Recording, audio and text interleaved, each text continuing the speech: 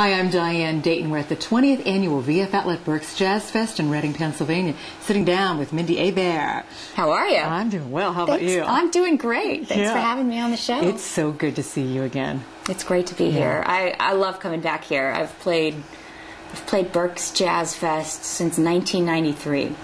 So it's like coming back home. I mean, I was, really young, really green. I came here with John Tesh for the very first time playing Scottish Rite Cathedral. So it's great to be back so many years in a row with my band and with the Jam Festival and, all of it. Oh, yeah, it's good. You're working on a new CD, too.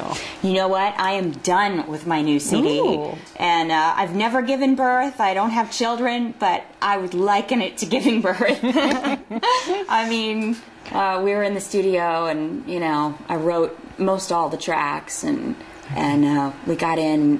We did this one a little bit differently. This one's really kind of organic and almost live sounding. We got everyone in the same room and a bunch of kind of old soul guys. James Gadsden he played drums on probably every Bill Withers hit, and Reggie McBride, who played with Aretha Franklin and a lot of Motown stuff. So we really got in and just got really soulful and funky, and it was a great vibe. And I think that fun, that life in the studio made it to the record, which is always nice to see. And what is the title of this one? The title of the CD is Mindi Abair in Hi-Fi Stereo. Ooh, I like the sound of that. I know. You know what? I went for a thoughtful title. I was kind of coming up with different things, listening to the music, and I just thought, this is not a thoughtful record.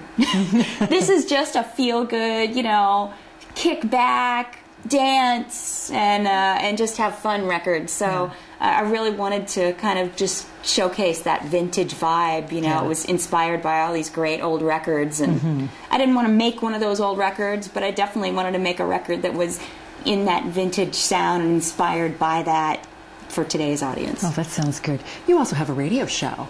I do. I've done my radio show now for 3 years. Yeah, Chill with Mindi Abair. Chill with Mindi Abair. Yeah, and that's the .com as well. Go there and you can check it out. But people ask me, well, what's chill? And I think the best way I can describe it is if you can picture yourself with a cool cocktail and you're in a lounge in a European hotel, sitting back on the couch, it would be the music that you're listening to. Yeah. And we play all kinds of cool music from all around the world, just really atmospheric, fun music. So I'm usually kind of a late night DJ host on a lot of stations. That's where the show usually lands. But it's just kind of a fun thing, and we explore a bunch of new music and interesting music from around the world. Yeah, I love the show. Thank you. I love hanging out with you, and that late night groove and vibe works for me. I love it. It's just a chance to kick back and look at a few different kinds of music and get creative and just kind of see what's going on around the world, instead of sometimes you can get in your little box and think, okay, this is what's going on, this is all that's going on. No, it's not. No, there's much more. A lot out there.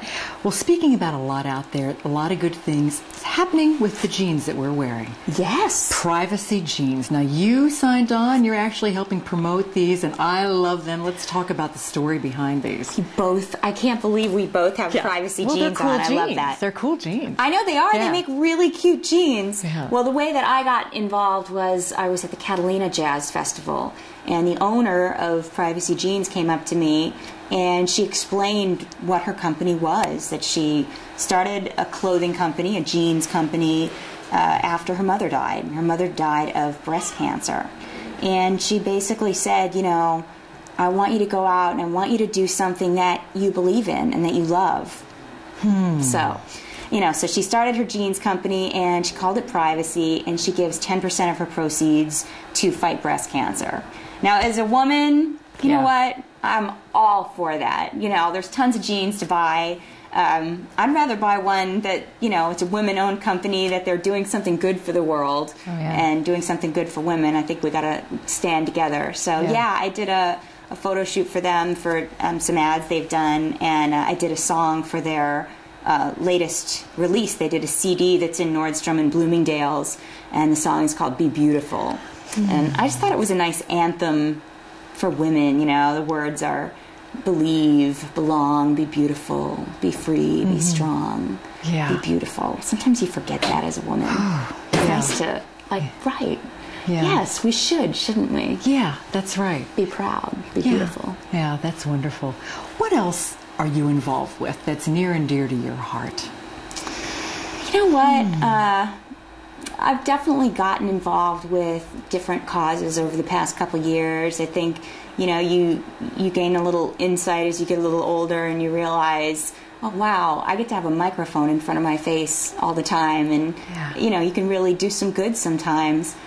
So I've actually done a lot of work with education as well. Last week I went to Chicago and spoke at Alcott Elementary School, and it was amazing. I went in with the Grammy Foundation and Campbell's Labels for Education, and they've recently partnered up. Labels for Education, I mean, they've done it for almost 40 years, where they've, you know, you'll save your soup label or your soup labels, you know, and you'll bring them into your school, and then they trade them in for instruments and books and all kinds of stuff. So I'm now an artist ambassador to go around to schools and talk to the kids in the school band departments. It was great. I mean, I spoke to kindergartners and played a few songs as they sang along with you know, just kind of talked to the kids too. I spoke to 8th graders, I spoke to a 3rd grade class, and then we did an assembly for kind of everyone. But it was amazing to kind of just get in their heads and maybe plant some seeds that, you know, music can be a really transformative thing. Whether you make it your living or not, you know, it can make you a better student. It can make you a better person. You know, it can be very inspiring, and you learn discipline. You learn how to work with others, teamwork, and gives you great building blocks as a person. So that's something that's been near and dear to my heart lately. And you travel around the world performing. And you see a lot of different people in a lot of different venues, and music does bring people together. Oh, absolutely. I mean, I was in Jakarta 2 weeks ago. I spent about a week there doing the Java Jazz Festival. And, you know, I thought, wow, I'm in Indonesia, and over a 3-day period, 100,000 people bought tickets for this jazz festival.